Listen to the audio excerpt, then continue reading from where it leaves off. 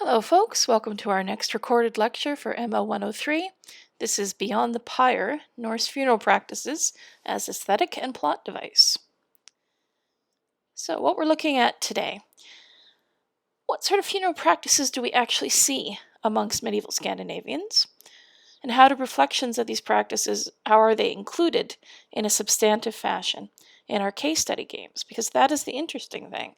They do play a substantive role. They're not simply details added to make the whole thing feel more authentically Viking. They are often core to plot arcs in particular. So, by way of introduction, first of all, however, I want to talk a little bit about what Norse funeral practices actually were.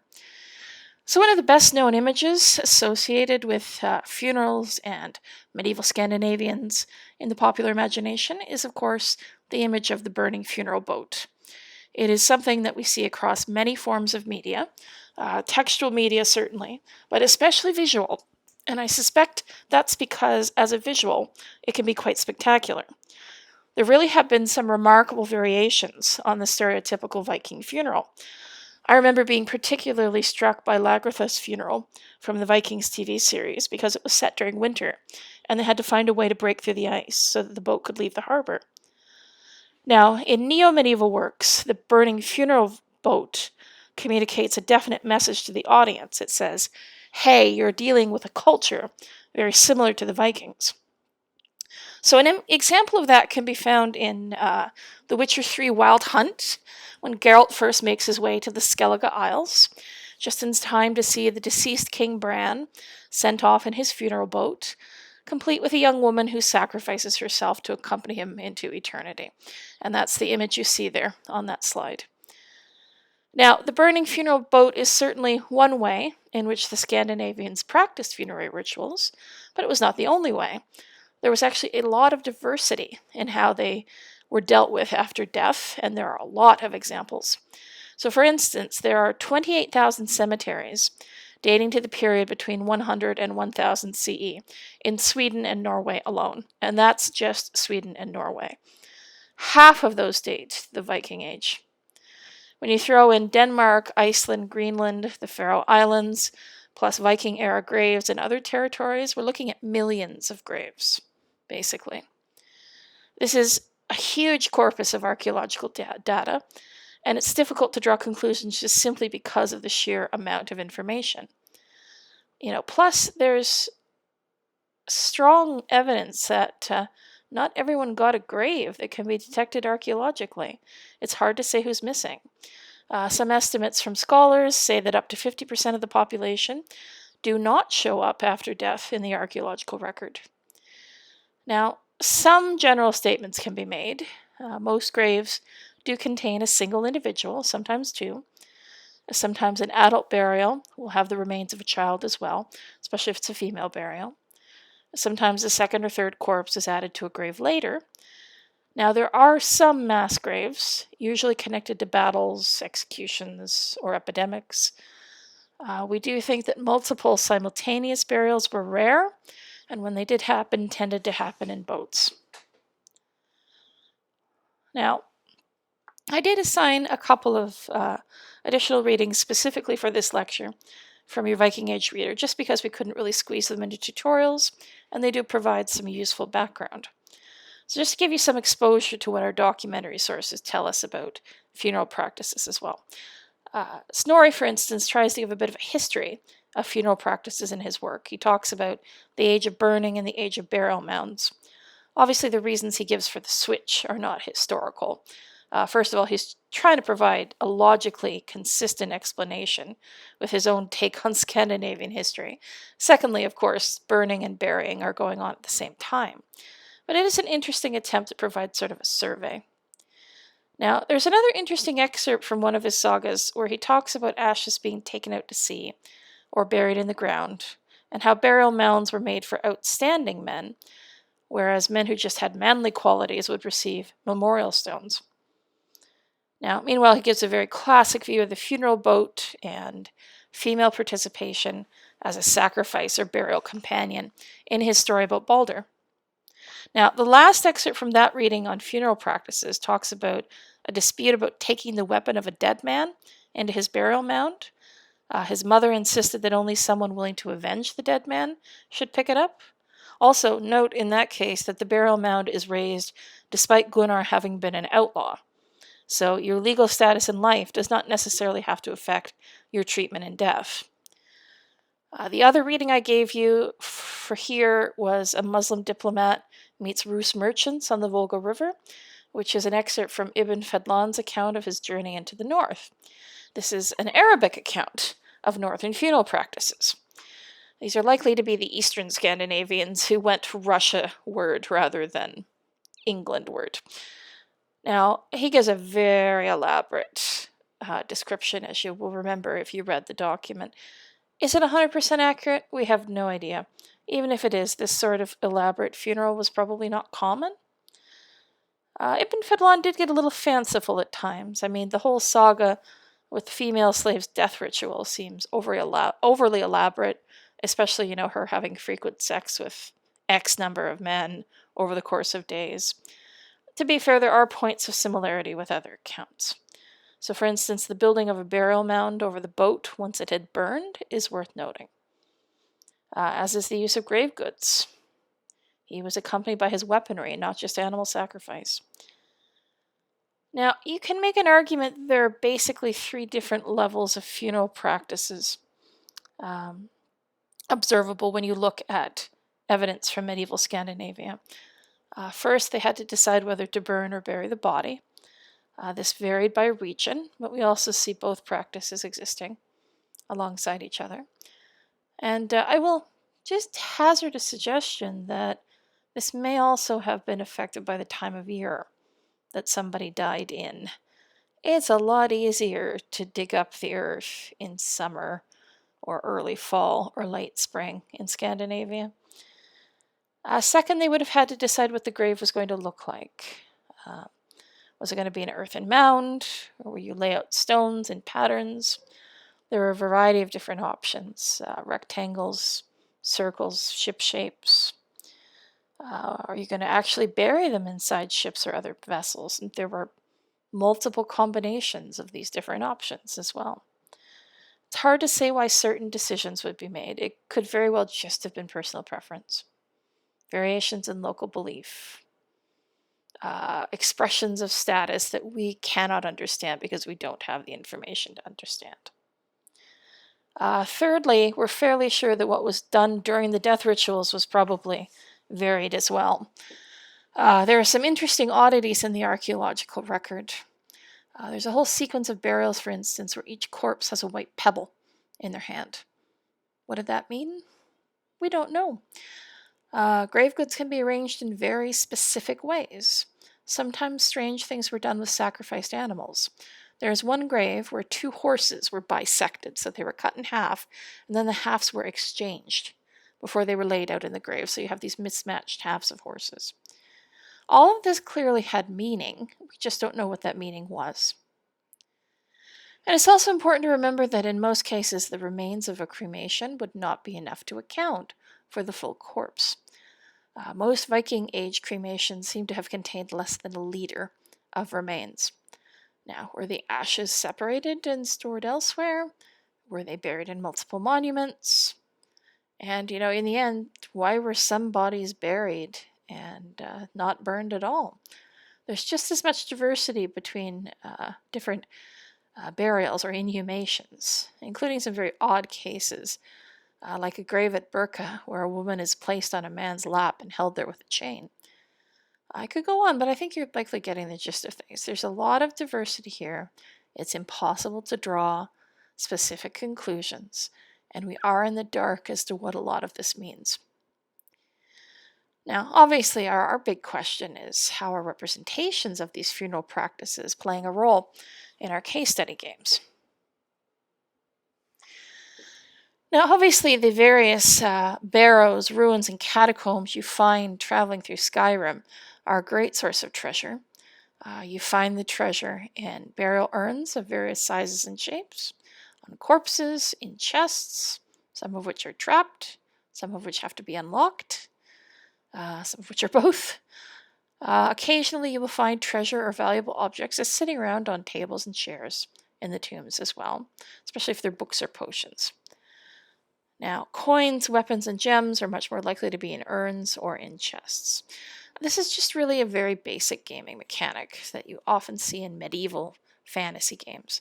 You loot in order to gain new weapons and armor, and to gain resources you can either use to craft or sell to buy whatever you need. There's no real morality behind any of it. You get in trouble if you steal from houses or shops, but not from tombs, which is interesting.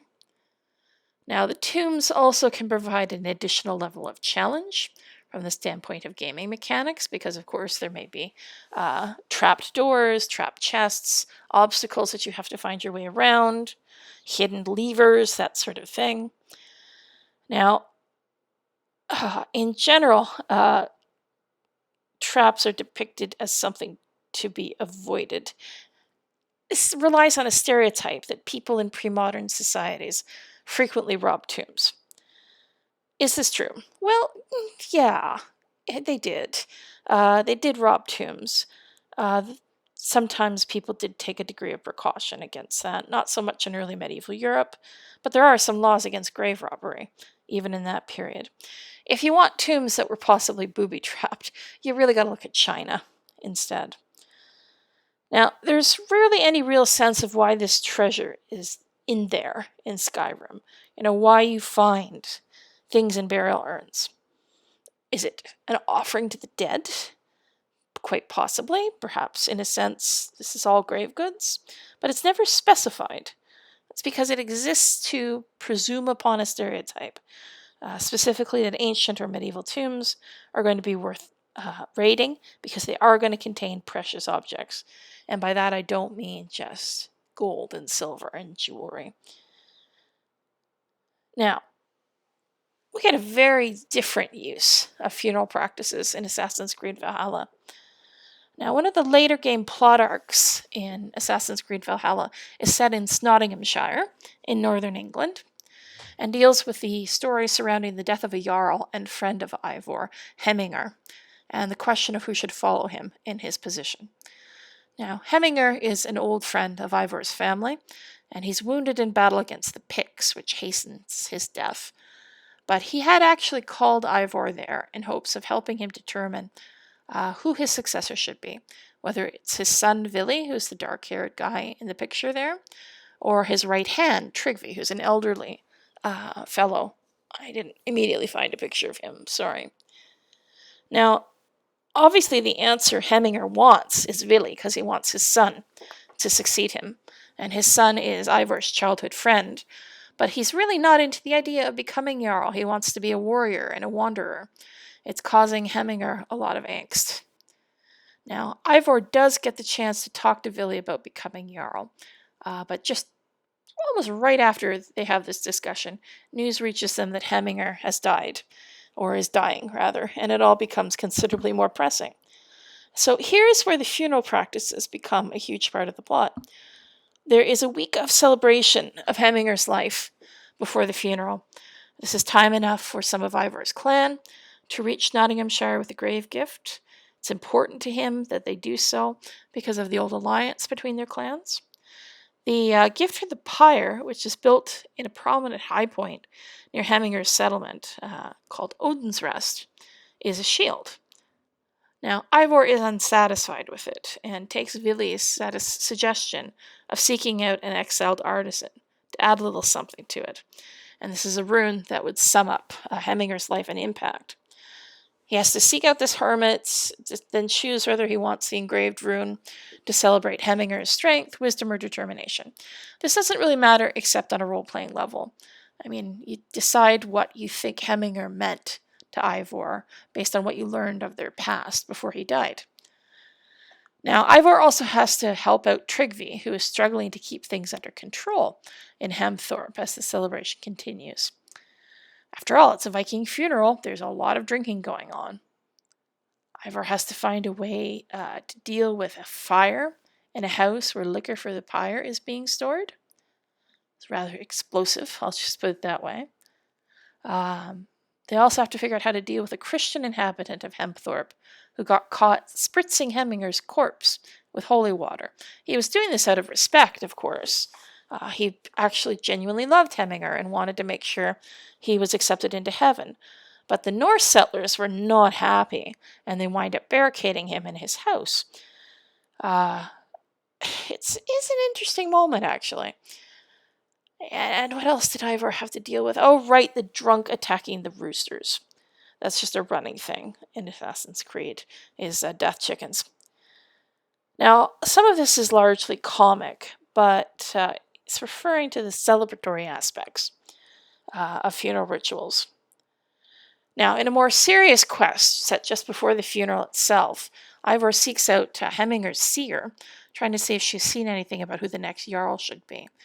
And she sends Ivor on a vision quest of sorts. He goes up a side of a mountain called the Sleeping Jotun and waits for a vision. Now, at this point, he sees Hemminger and has to fight him.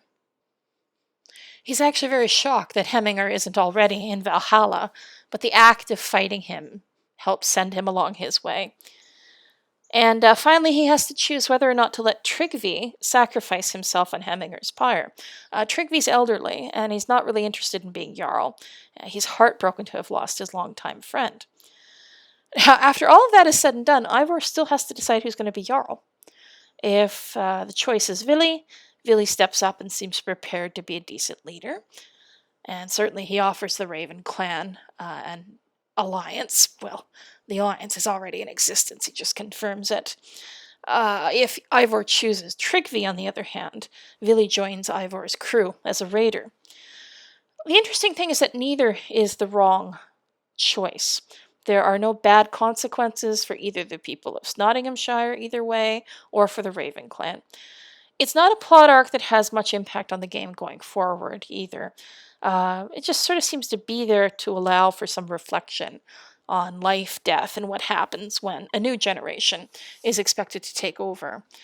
The aspects of funeral practice and death-related belief are very well integrated.